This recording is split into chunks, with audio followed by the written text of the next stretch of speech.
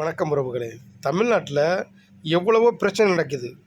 ஆனால் அந்த கூட்டணி கட்சியில் இருக்காங்க பாருங்க, அவங்க ஏதாச்சும் வாய் வந்து பேசுகிறாங்களா? இது தப்பு நடக்குதுங்க, சரி செய்யுங்க அப்படின்னு ஏதாச்சும் ஒரு போராட்டம் ஏதாச்சும் பேசியிருக்காங்களா பாருங்கள்.